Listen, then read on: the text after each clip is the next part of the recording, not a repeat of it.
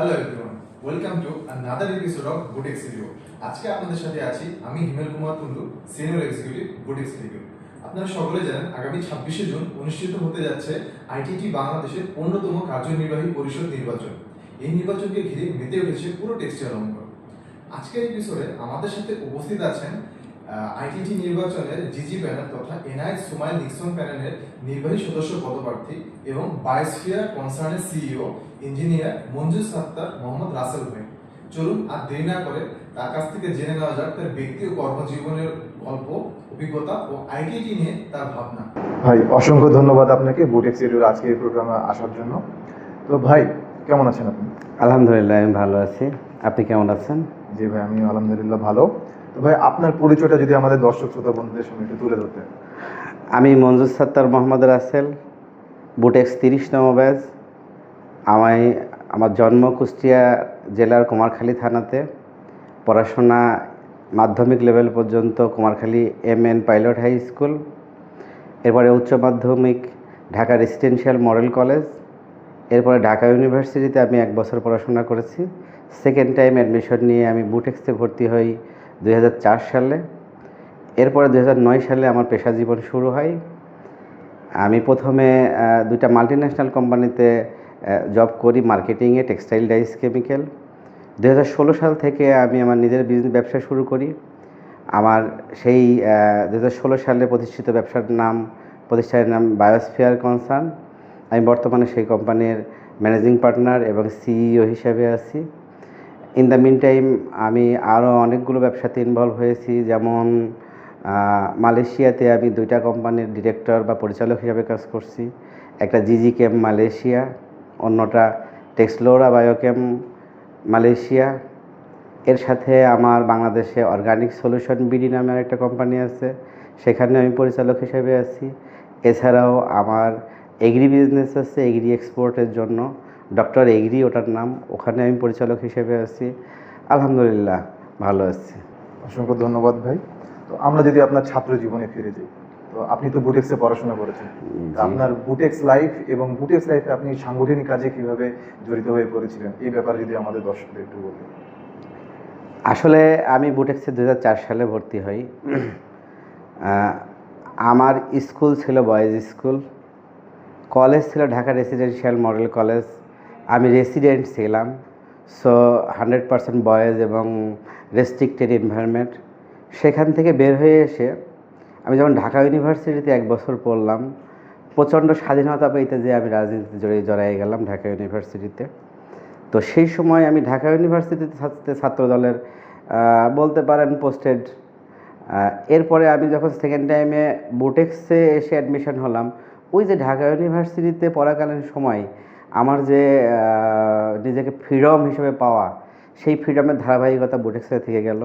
So varsity life সবার জন্যই অত্যন্ত আনন্দদায়ক হয় এবং যে যেভাবে চায় ইচ্ছা করলে এনজয় করতে পারে, যে যেভাবে নিজেকে গোছায় নেয়।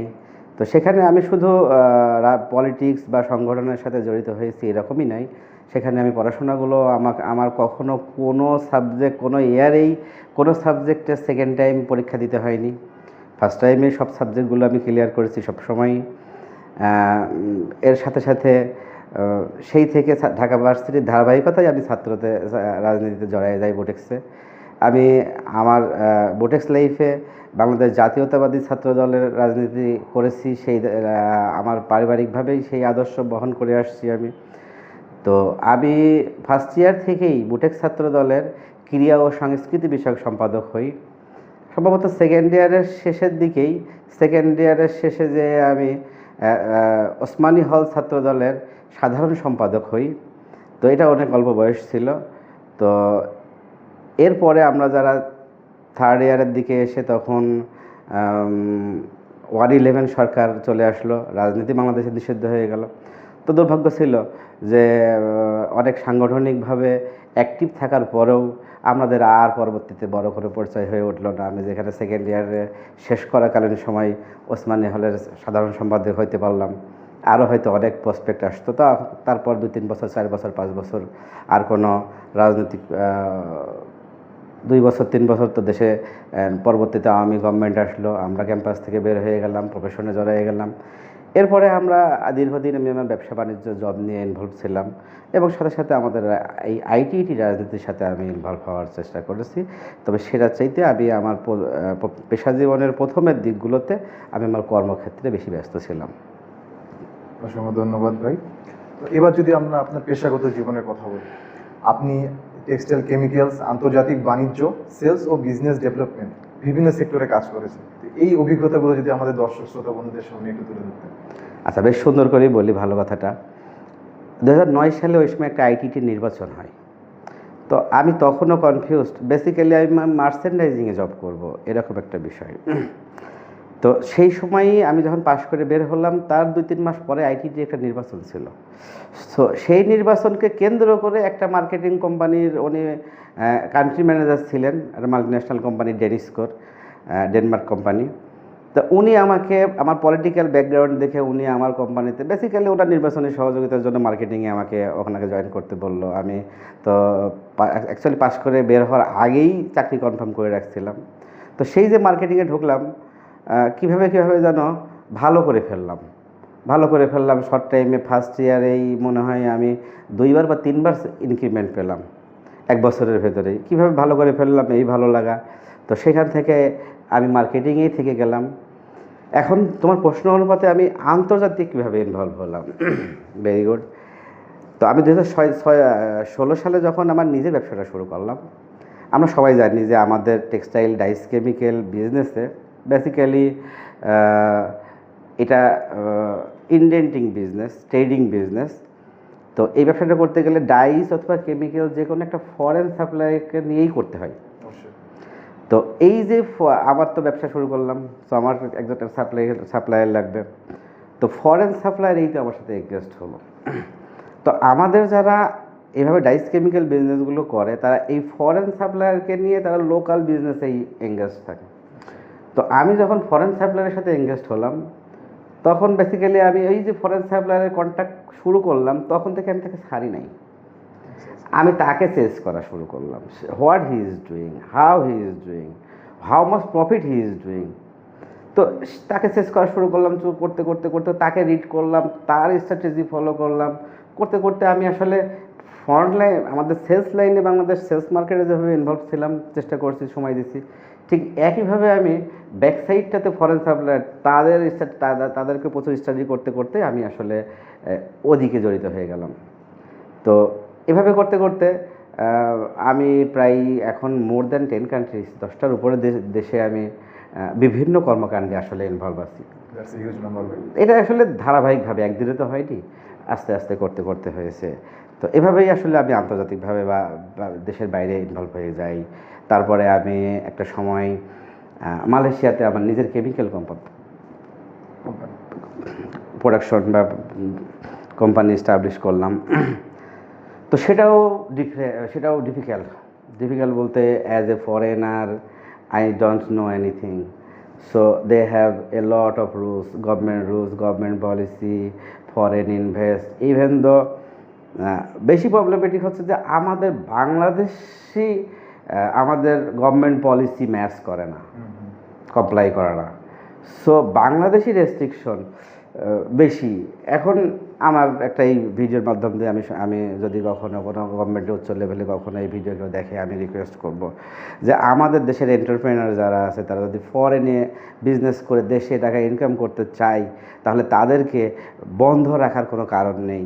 আসলে আলটিমেটলি যারা টাকা পয়সা দেশে বিদেশে পাচার করে বা এইগুলো কেউ বন্ধ করতে পারেনি, বন্ধ হয়নি, একভাবে না একভাবে করেই ফেলে, যাদের আসলে ইল মোটিভ আছে।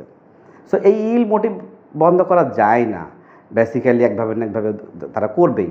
তো ওইগুলো করতে যে আমরা যারা জেনুইন লিগেল বিজনেস করতে চাই, আমাদেরকে বেসিক্যালি বন্ধ করে দেওয়া হয়, আমাদের পথগুলো কঠিন হয়ে যায়। সো এটা আমার জন্য ডিফিকাল্ট ছিল, খুব চ্যালেঞ্জিং ছিল। তবে সেটা আমি ওভারকাম করছি। তারপরে ওখানে মনে করে একটা ফরেন কোম্পানি ওপেন করা থেকে শুরু করে ওদের rules regulation, government support, service, banking, everything different. আমাদের বাংলাদেশে আমরা এত বিলিয়ন ডলার এক্সপোর্ট করছি। Bangladesh second largest garments exporter in the world. But আমি তো মনে করি বাংলাদেশের একটা ব্যাংকও নাই যেটা নর্মাল, আসলে ডিজিটাল ব্যাংকিং যদি বলি সেটা নেই, অন্যান্য দেশের ব্যাংকিং চ্যানেলের সাথে তাদের সিস্টেমের সাথে ম্যাচ করে না। সো অনেক চেঞ্জ দরকার আমাদের দেশে বিজনেস ফ্রেন্ডলি এনভায়রনমেন্টের জন্য। এটা আমার আন্তর্জাতিক এক্সপিরিয়েন্স থেকে আমি এটা শেয়ার করলাম। তো অসংখ্য ধন্যবাদ ভাই আপনার এই এক্সপিরিয়েন্স আমাদের সাথে শেয়ার করার জন্য। আপনি তো আন্তর্জাতিক পর্যায়ে অনেক সেমিনার ও ব্যবসায়িক কার্যক্রমে অংশ নিয়েছেন, এই অভিজ্ঞতা সম্পর্কে আমাদের একটু বলবেন? আন্তর্জাতিক সেমিনার এবং ব্যবসায়িক কার্যক্রমের বিষয়টা যদি বলতে চাই তাহলে আমি আসলে ব্যবসা সেমিনার নিয়ে বলবো না। আমার লাইফে একটা ডিফারেন্ট এক্সপিরিয়েন্স আছে যেটা আমি এখনও ফিল করি, এনজয় করি, মনে পড়ে, সবসময় মনে পড়ে মাঝে মাঝে। আমি একটা সময় ইন্দোনেশিয়াতে একটা বিজনেস সেমিনারে গেলাম। সেখানে এটা ইন্দোনেশিয়ার বান্দাং শহরে। তো সেখানে জীবন্ত আগ্নেয়গিরি ছিল, তো সেটা ভিজিট করলাম। তো মজার এক্সপিরিয়েন্স যেটা, যে আমি জীবন্ত আগ্নেয়গিরির লাইভ যদি ফায়ার সেখান থেকে আমি নিয়ে আসলে স্মোকিং করি, সরি ফর দিস। তো এটাই ডিফারেন্ট এক্সপিরিয়েন্স। যে তখন আমি ফেসবুকে একটা পোস্ট দিই যে আগ্নেয়গিরির আগুনে স্মোকিং। ওকে, সো এটা আমার লাইফে একটা খুব এনজয়েবল ছিল।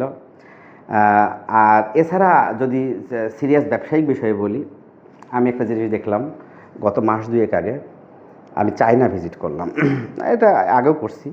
তো এই চায়না ভিজিটে যেটা হলো সেটা হচ্ছে যে আমি এবার 10 দিনে আমি প্রায় 8টার উপরে big chemical manufacturing plant visit করি। এখানেই 8 দিনে আমি আসলে খুব রুট লেভেলে চলে যাই। যেমন সাংহাই শহর থেকে আমি 300 কিলো দূরে একটা ডিস্ট্রিক্ট লেভেলের বাই এয়ারে যাই, যে সেখান থেকে আমি বাইক, কার, আরও 200-300 kilo full totally village, but big invest is there. Even though then don't know how to speak English. তারা কথা বলা যায় না, সাথে নিয়ে লোক নিয়ে কথা বলতে হয়, but they are handling big unit. So যারা এত গ্রাম পর্যায়ে থেকে বিগ ইউনিট কেমিক্যাল প্রোডাকশন করতেছে এবং one type of chemistry is their speciality, এবং তারা ইংলিশ জানে না, তারা প্রোডাকশন করতেছে, অথচ তাদের প্রোডাক্টটা গ্লোবালি বিশ্বে বিভিন্ন দেশে ছড়াই যাচ্ছে। So their government have their policy. So আমাদের দেশে গ্রাম পর্যায়ে একটা বিগ ইউনিট করলে সেটা গ্লোবালি ছড়াই যাবে। আমাদের দেশে এই ধরনের ইনফ্রাস্ট্রাকচার ডেভেলপমেন্ট নেই, আমাদের যা করা নিজেদের করতে হয় সব কিছু। এটা আমার কাছে খুব মজার লেগেছে। এত রুট গ্রামে যেটা হয়েছে সেটা হচ্ছে যে আমি বেসিক্যালি পাঞ্জাবি পড়ি। তো ওখানে রাত্রে রেস্টুরেন্টে খাইতে গেছি, খেয়ে বের হয়ে মানে 8-10 জন লোক আসছে, আমি ফরেনার এবং পাঞ্জাবি পরা, তারা আমার সাথে ছবি তুলতেছে। সো মনে হচ্ছে যারা পাঞ্জাবি পরা লোক, তারা একটা মানে ম্যাজিক পাইছে, এরকম লোক কখনো তারা পায়নি কখনো। তো এইরকম গ্রামে, but they are exporting a lot, they are producing thousands ton per month chemical, same type of chemical, not different. একটা নির্দিষ্ট কেমিক্যাল হাজার হাজার টন মান্থলি প্রোডাকশন করে সেটারে সেল করে ফেলা, it's not matter of jokes. So they are doing এটা, তাদের government actually তাদের সাথে ম্যাচ করে দিছে। সো এটা আমাদের দেশে বিজনেসগুলো এভাবে ভাবতে পারে, যদি আমাদের এই ঢাকা, গাজীপুর, নারায়ণগঞ্জ এরকম বিগ সিটি থেকে বিজনেসগুলোকে গ্রাম রুট লেভেল পর্যন্ত নিয়ে যাওয়া যায়, এটা খুব ভালো হয়। এটা এই বিষয়টা আর কি আমার তখনই মাথায় এসেছে আর কি। অসংখ্য ধন্যবাদ ভাই। এবার যদি আমরা আপনার আইটিইটির অধ্যায় নিয়ে আসি, তো আইটিইটিতে আপনি যুগ্ম আহ্বায়ক হিসেবে seminar, innovation and skill advancement standing কমিটিতে আছেন। তো এই দায়িত্ব থেকে আপনি কি কি শিখেছেন, যদি আমাদের দর্শকদের একটু বলতেন? আসলে কী শিখেছি যদি খুব সংক্ষেপে বলি, সেটা হচ্ছে যে আসলে এখন আমরা তো 30th batch, now 47+ there in campus. So প্রায় 20 বছর gap. So young generation, Gen Z generation, they are very much smart always. আমাদের 20 বছর আগের তুলনায় আমরা অ্যাডভান্স ছিলাম। So new generation, they are also very much advance. So তাদের সেমিনার, ইনোভেশন এবং স্কিল অ্যাডভান্সমেন্টের জন্য চিন্তা করতে, যে থিঙ্কিংগুলো ইনপুট দিতে, যে দেখলাম যে আমার নিজের পেশা জীবনের, আমার অফিসিয়াল কর্মকাণ্ড, রেগুলার প্র্যাকটিসটাও এই সাথে সাথে ইমপ্রুভমেন্ট হয়ে গেছে। এটা আমার বিগ অ্যাচিভমেন্ট আমি মনে করতে পারি।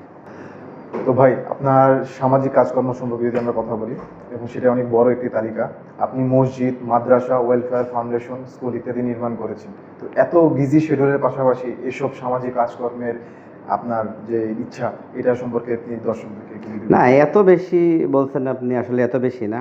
হ্যাঁ, আমি অনেকগুলোতে ইনভলভ, এটা ঠিক আছে, কিন্তু এত বেশি না, আমি আরও অনেক বেশিতে ইনভলভ হতে চাই। বেসিক্যালি আমার লাইফে আমি একটা দাওয়া বা একটা নীতি নিয়ে চলি, সেটা হচ্ছে পরিশ্রম আমার সম্পত্তি আল্লাহর। সো আমার অল অ্যাচিভমেন্ট, আমার নিজের প্রয়োজনের বাকিটুকু সব কিছুই আল্লাহর সম্পত্তি। সেদিকভাবে আমি সেই দিক চিন্তা করে আমি সামাজিক আরও বেশি কর্মকাণ্ডে ইনভলভ হতে চাই। আপনার প্রশ্নটা হচ্ছে যে এত ব্যবসার সাথে আমি কিভাবে এটা মেনটেন করি। Good question, but it is not very much difficult, it is very easy. কেন? আমাদের সমাজে মসজিদ, মাদ্রাসা, স্কুল এবং রুট লেভেলে, গ্রাম লেভেলে যে অর্গানাইজেশনগুলো আছে, অ্যাকচুয়ালি আমি যখন আমার প্রতিষ্ঠানে একজনকে স্যালারি পে করছি, তাদের কাছ থেকে স্যালারির এগেনস্টে আমি রিটার্ন পাচ্ছি। অবশ্যই। বাট আমি যখন একটা মাদ্রাসা, মসজিদে ডোনেশন করছি, তখন এই ডোনেশনটা নিয়ে ফ্রি অফ কস্টে আরও 2-4 জন ব্যক্তি স্বেচ্ছাশ্রমে এটা ডিস্ট্রিবিউট করছে। সো আমার অ্যানি ইনভেস্ট ডাবল ট্রিপল হয়ে যাচ্ছে। ইভেন তো আপনি চিন্তা করতে পারবেন না, কখনো কখনো 10,000 বা 15,000 টাকা দিচ্ছি, তারা 15,000 টাকা নিয়ে 15 জন ব্যক্তিকে পরিপূর্ণ সন্তুষ্ট করে একটা 15টা কাজ করে ফেলতেছে। অথচ কখনো কখনো আমাদের কোথাও ওই অল্পতে একটা রেস্টুরেন্ট বিলে 10-15 হাজার টাকা চলে আসে। সো আসলে এই মসজিদ, মাদ্রাসা, ওয়েলফেয়ার ফাউন্ডেশন বা স্কুল, এইগুলোতে বেসিক্যালি আমি ইনভলভ আসলে আর্থিক বিষয়, দে নিড ইট। অবশ্যই। সেখানে স্বেচ্ছাশ্রম করার মতো অনেক লোক আছে, বাট কিছু ফাইন্যান্স দিলে পারে তারা অনেক আগায় যায়। তো আমি আসলে এভাবে ইনভলভ হওয়ার চেষ্টা করি, বেশি সময় দেওয়া লাগে না, এফেক্টিভ টাইম দিলেই হয়। এটি অনেক মহৎ বড় একটা কাজ। আশা করি আপনার কাছ থেকে অনুপ্রাণিত হয়ে আরো অনেকে আমাদের সমাজে এরকম আরো অনেক কাজকর্ম করবে। তো ভাই, আমরা অনেকে বলে থাকি যে যারা বড় বড় ব্যবসা চালায় বা বড় পদে চাকরি করে, তারা আসলে সংগঠন চালাতে পারে না, সংগঠনের সময় দিতে পারে না। এর জবাবে আপনি কি বলবেন? আসলে বড় ব্যবসা তো কি, আমি তার কতটুকু বড় ব্যবসা, বিলিয়নার ট্রিলিয়নার আছে না, there a group of company, 100 branch they are handling. So if you have automation, if you are capable, then everything you can handle.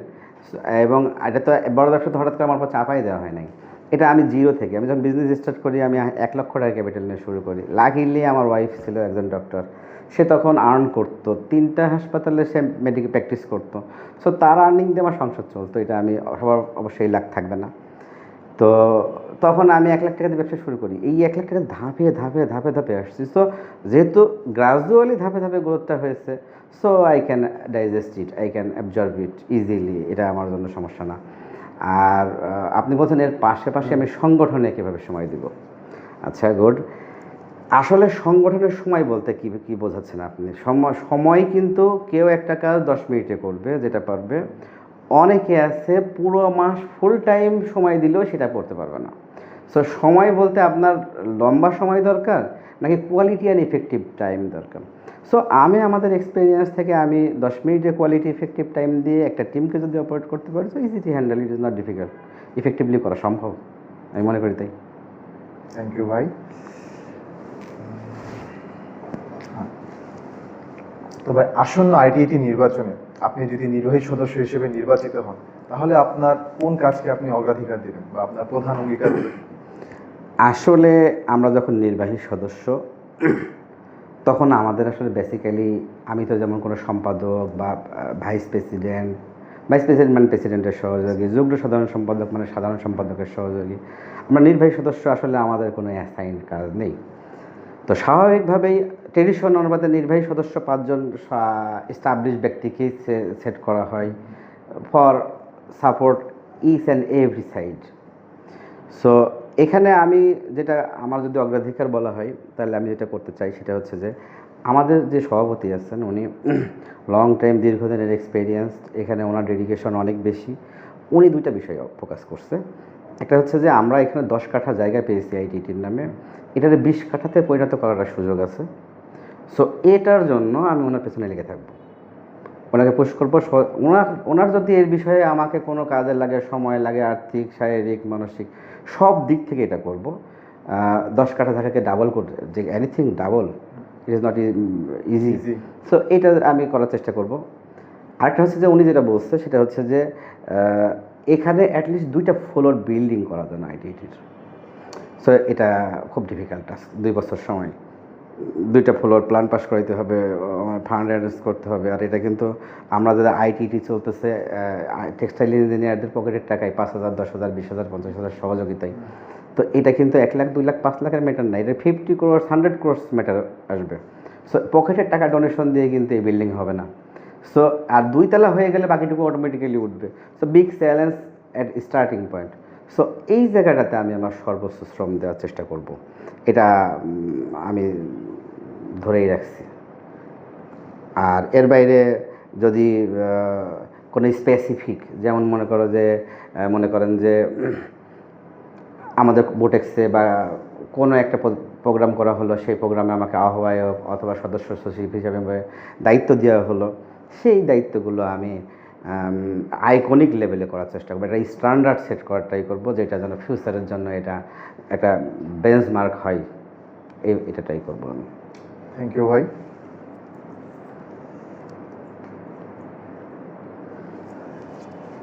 অনেক সময় দেখা যায় যে আইটিইটিতে এতগুলো কমিটি থাকার পরও কাজ অনেক ধীর গতিতে আগায় বা অনেক কাজ পড়ে থাকে। তো আপনি যদি নির্বাচিত হন তখন আপনি এই বিষয়গুলোকে কেমনে দেখবেন? অনেক আইটিডিতে কাজ ধীর গতি হয়, কথা সত্য, but it was logical also. Because why, আমাদের তো এটা কোনো লাভজনক প্রতিষ্ঠান না, এটা একটা চ্যারিটি অর্গানাইজেশন। সো এটা যে সোলো হয় বা হচ্ছে বলছেন, আপনি প্রফেশনালি একটা অর্গানাইজেশনের কাছে যেটা এক্সপেক্ট করতে পারেন, আমি তো স্বেচ্ছাশ্রম দিচ্ছি। সো আমি স্বেচ্ছাসেবক, পকেটে টাকা খরচ করে আমি সেবা করছি। এটা একটা সোলো হইলে পারে আপনি আমাকে জবাবদিহিতার ভেতরে আনতে পারতেছেন না। তো যেই জন্যই আসলে আগে সোলো দেখা গেছে, কিন্তু এইটা কিন্তু এখন চেঞ্জ হবে। আমরা করবো তা না, এনিওয়ান, যে কেউ এখন আইডিটিতে আসলে they have to change. Because হয় আপনার এখন জায়গা হয়ে গেছে, আপনার বিল্ডিং হয়ে যাচ্ছে। সো আপনি এখন প্রফেশনাল স্ট্রাকচার পাচ্ছেন, আপনি প্রফিটেবল অর্গানাইজেশনে কনভার্ট হতে পারছেন। সো আপনার দায়বদ্ধতা অটোমেটিক্যালি আসছে। সো যে কেউ এখন আইডিটিতে উইন হয়ে আসুক এবং আরও সামনে যত আগাইতে থাকবে, তত কিন্তু ফাস্ট না হয়ে কোনো উপায় নেই। 10 চলছে, 100, আস্তে আস্তে স্পিড উঠে গেলে তখন তো কেউ স্লো করলে পারে সে ধরা পড়ে যাবে। সো স্লো করার আর স্কোপ নেই, শুধু আমরা না, যে কেউ আসবে এখন আইটিটি ফার্স্টে হবে, যেটা আমার মনে হয় তাই আর কি। তো ভাই, তরুণ টেক্সটাইল ইঞ্জিনিয়ার যারা, তাদের উদ্দেশ্যে আপনার বক্তব্য কী হবে? তরুণ টেক্সটাইল ইঞ্জিনিয়ারদের জন্য কিছু বলতে গেলে পারে আমি আমার নিজের এক্সপিরিয়েন্স থেকে বা আমার সমসাময়িক ব্যাচ বা আমার সিনিয়র থেকে যারা সাকসেসফুল হতে পারছে বা তাদের আলোকে, এবং যারা ফেল করছে তাদের সাইকোলজি এবং তাদের ওয়ার্ক স্টাইল, এই আলোকে আমি তরুণদেরকে বলতে চাই, সেটা হচ্ছে you have to decide first what you want to do. You have to decide first. যেমন আপনি মার্চেন্ডাইজিংয়ে জব করবেন, নাকি মার্কেটিংয়ে জব করবেন, নাকি প্রোডাকশনে জব করবেন, নাকি গভর্নমেন্ট জব করবেন, আপনাকে have to decide first, concrete decision first, then you have to jump. So আপনি যদি স্টার্টিংয়ে ফ্লাকচুয়েট করেন, আপনি যদি ইনডিসিশনে থাকেন যে আপনি জানেন না কী করবেন, 1 বছর মার্চেন্ডাইজিং করে এসে ভালো লাগছে না প্রোডাকশন করতেছেন, প্রোডাকশন 2 বছর করে এসে বলছেন ভালো লাগছে না মার্কেটিং করছেন, so it will not like this. আপনাকে ডিসিশন নিতে হবে, 1 নম্বর পয়েন্ট। 2 নম্বর পয়েন্ট, ডিসিশন নেওয়ার পরে আপনাকে ব্লাইন্ডলি, যদি বলেন প্রথম 3 বছর আপনি অসামাজিক হলেও সমস্যা নাই, আপনার সমাজ আপনার ফিরে আসবে, আপনার সাকসেস ফিরে আসলে পরে পুরো সমাজ আপনার দিকে ফিরে আসবে। সো আপনাকে ব্লাইন্ডলি ড্রাইভ দিতে হবে। এখানে আপনি খাওয়ার ঠিক থাকার দরকার নেই, ঘুমানোর ঠিক থাকার দরকার নেই, বা কোনো কিছু দরকার নেই, আপনি শুধু আপনার ক্যারিয়ারে ফোকাস করেন 3 বছর মিনিমাম। সো আপনার ডিসিশন নিতে হবে ফিক্সড, এবং পাগলের মতো ড্রাইভ দিতে হবে প্রথম 3টা বছরের জন্য। সো এটা হচ্ছে যে একটা বিষয়। আর একটা বিষয় আসবে, সেটা হচ্ছে যে কেন আপনাকে পাগলের মতো ড্রাইভ দিতে হবে। সেটা হচ্ছে যে দেখেন, আপনি যেই সেক্টরেই কাজ করেন না কেন, যদি আপনি মাটি বিক্রি করেন, মাটি কাটার শ্রমিক হন, তাহলে পরেও আপনি শ্রমিকদের নেতা হয়ে অনেক টাকা ইনকাম করতে পারেন। সো বিল্ডিং তো হচ্ছে অনেকগুলোই, তাজমহল একটা হয়, আর আর ঢাকা শহরের বা আরও বিল্ডিং হয়, বা মালয়েশিয়াতে বিল্ডিং হচ্ছে, বা উন্নত বিশ্বে বড় বড় বিল্ডিং হচ্ছে। সো আপনি কোন বিল্ডিংটা তৈরি করবেন এটা আপনার ডেডিকেশনের উপর নির্ভর করবে। তো আপনার স্পেসিফিক সেক্টর এবং সেখানে আপনার অত্যাধিক শ্রম। এখানে আমাদের টেক্সটাইল ইঞ্জিনিয়ারদের আরেকটা বড় সমস্যা আছে, শ্রম দিচ্ছে, প্রোডাকশন চাকরি করতেছে বা কোথাও জব করতেছে, 12 ঘন্টা 14 ঘন্টা 16 ঘন্টা খাটছে ট্রেডিশনাল ওয়েতে, ওই প্রতিষ্ঠান যেভাবে চালাচ্ছে সেভাবেই সে 12 ঘন্টা 14 ঘন্টা খাটছে। So they haven't any knowledge, they are not increasing their knowledge. আপনি যেইটা করতেছেন সেইটা কেন হচ্ছে, কিভাবে হচ্ছে, এবং এটাকে কীভাবে ইমপ্রুভমেন্ট করা যেতে পারে আরও, আপনি যদি টেকনিক্যালি এক্সপার্ট না হন, আপনি যদি নলেজ না হন, তাহলে তো আপনি লেবার। অবশ্যই। সো আপনি লেবার হবেন, ওয়ার্কার হবেন, নাকি আপনি ম্যানেজার হবেন, বা আপনি ইমপ্রুভ করবেন, এই জায়গায় আপনাকে ইমপ্রুভমেন্ট করতে হবে। আমাদের বেশিরভাগ টেক্সটাইল ইঞ্জিনিয়ারদের ফেইলারের একটাই কারণ, they don't want to learn anything. চাকরিতে জয়েন করছে, বুটেক্সে পাস করছে, রেডি জব জয়েন করছে, 10-12 ঘন্টা খাটতেছে, সিনিয়রদের পেছনে ঘুরে ঘুরে কোনো রকমভাবে প্রমোশন পাচ্ছে, বেতন পাচ্ছে, মনে করছে এটাই মনে হয় এভাবেই হবে। Impossible, quite impossible. আপনার যদি কোয়ালিটি ডেভেলপমেন্ট না করেন, আপনি কতদিন পর যেদিন সিনিয়র হবেন, তখন আপনার চেয়ার থাকবে না, চেয়ার হারাইলে আপনি আরেক জায়গায় যে চেয়ার পাবেন না। সো আপনি ডিসাইড করেন আপনার কোয়ালিটি আপনি কতটুকু ডেভেলপমেন্ট করবেন। আপনি দেশে বড় প্রতিষ্ঠানে লিড করবেন নাকি দেশের বাইরে বড় প্রতিষ্ঠানে লিড করবেন, আপনার জন্য ডোর ওপেন।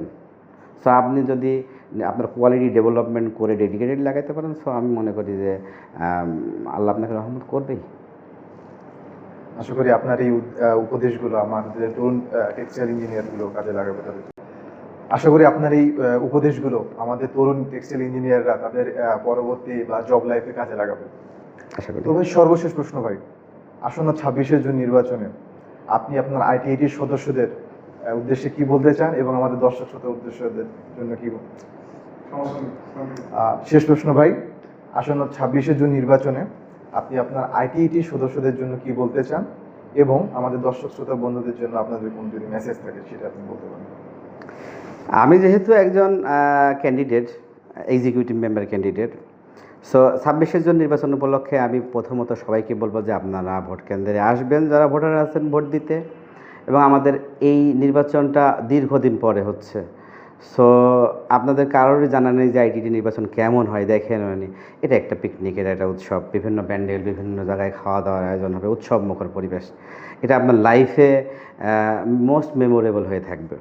সো যারা নির্বাচনে ভোটার না, তারাও আসবেন, সবাই মিলে আমাদের এটাকে আরও উৎসব মুখর করবেন, এটা আমার অনুরোধ।